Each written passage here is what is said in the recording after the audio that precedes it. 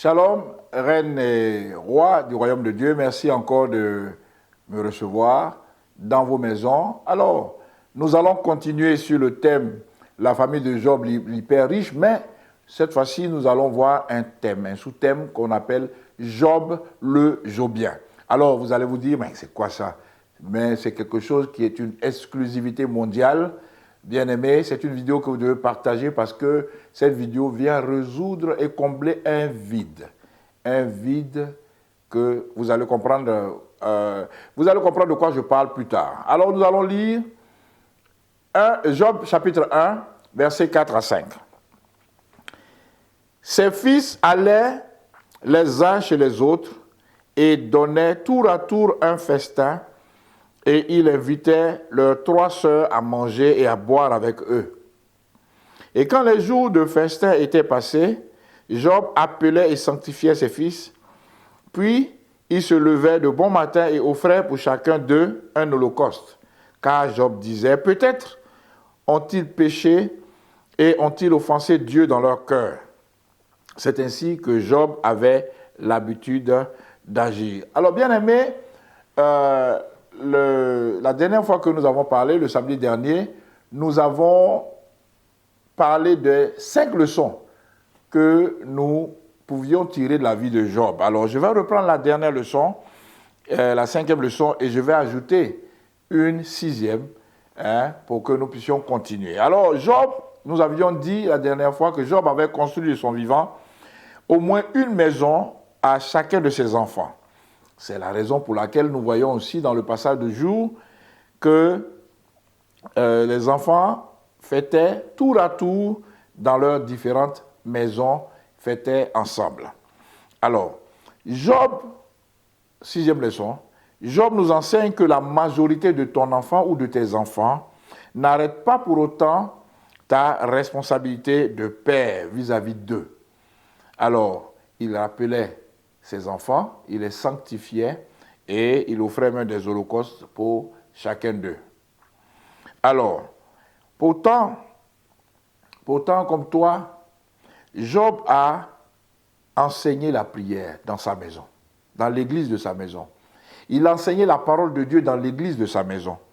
Il a enseigné l'adoration, la louange à Dieu dans l'église de sa maison. Mais bien aimé, chaque enfant, à un moment donné, prend la décision de suivre les traces que ses parents lui ont enseignées ou bien de ne pas suivre ces traces. C'est le libre arbitre que Dieu nous a donné et que Dieu respecte, heureusement ou malheureusement pour nous-mêmes. Alors, nous allons voir des exemples de personnes qui ont, bien que démontré leur foi en Dieu, leur amour pour Dieu et inculquer cela à leurs enfants, les enfants ont fait mauvaise route. Nous allons déjà tourner nos Bibles en Lévitique, au chapitre 10, versets 1 à 2. Lévitique, chapitre 10, versets 1 à 2. Je lis.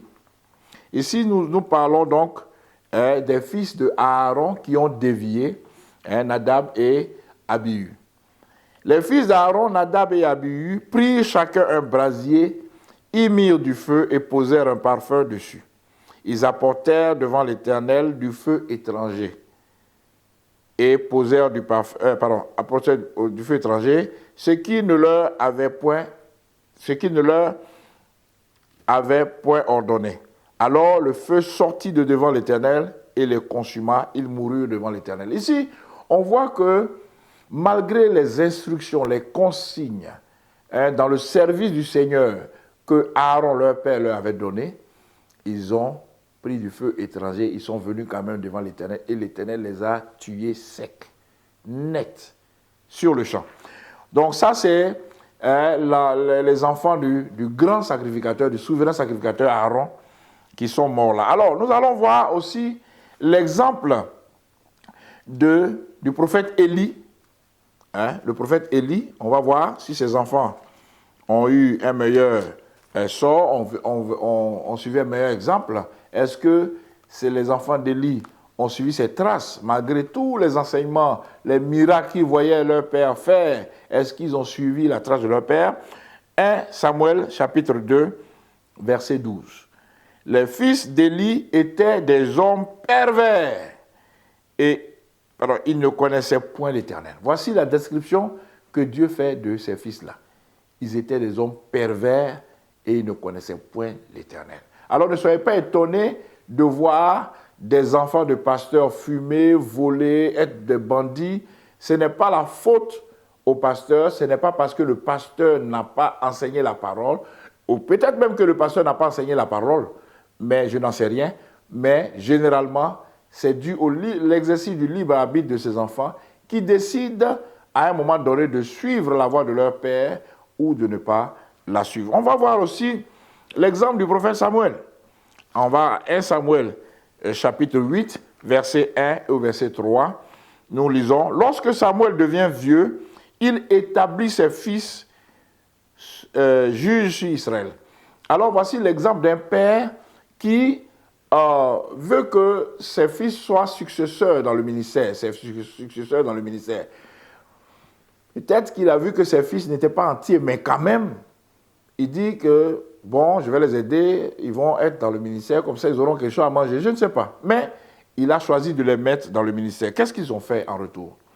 Verset 3, « Les fils de Samuel ne marchèrent point sur ses traces, et ils se livraient à la cupidité, recevaient des présents et violaient la justice. » Amen. Donc voici un peu trois exemples que je pris pour expliquer que, malgré le fait que Job était un homme intègre et droit, craignant Dieu et se détournant du mal, les fils peuvent avoir changé d'attitude. Alors, voici ce que Dieu dit. Le Seigneur dit dans sa parole en Ézéchiel, au chapitre 14, Ézéchiel, chapitre 14, verset 20, 19 à 20. Je lis. « Ou si j'envoyais la peste dans ce pays, si je répandais contre lui ma fureur par la mortalité, pour en exterminer les hommes et les bêtes, et qu'il y eut au milieu de lui Noé, Daniel et Job, je suis vivant, dit le Seigneur l'Éternel. Ils ne sauveraient ni fils, ni fille, mais ils sauveraient leur âme par leur justice. » Alors, Dieu nous dit quelque chose, il nous dit que les fils de Job et les filles de Job n'étaient pas entiers à Dieu. Leur cœur n'était pas entier à Dieu. Donc, ils ne seraient pas sauvés. Ce qui nous amène à voir leur sort. Regardons maintenant ce qui leur est arrivé. Job chapitre 1, verset 13 et les versets 18 à 21. Job chapitre 1, verset 13 et verset 18 à 21.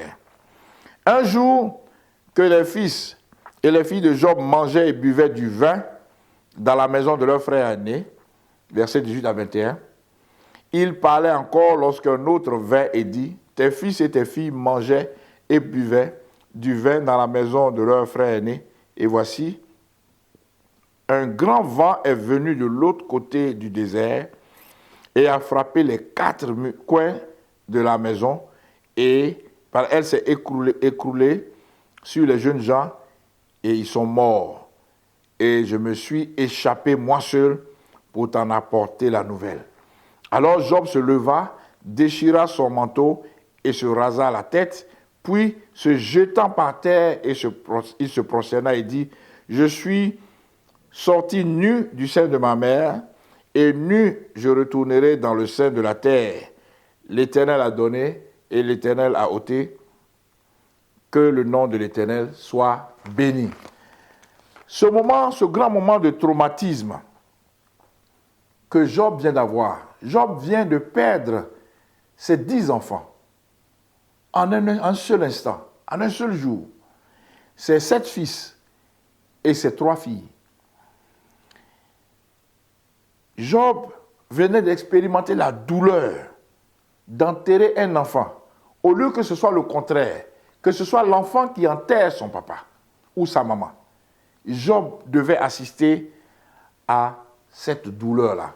Cette douleur qui n'a pas de nom. Et aujourd'hui, vous allez avoir en exclusivité mondiale un nom qui sera donné à cette douleur. Parce que, bien aimé, quand un mari perd sa femme, on l'appelle veuve. Et vice-versa, réciproquement, on l'appelle veuve. On appelle la femme veuve. Quand des enfants perdent leurs parents, on les appelle orphelins.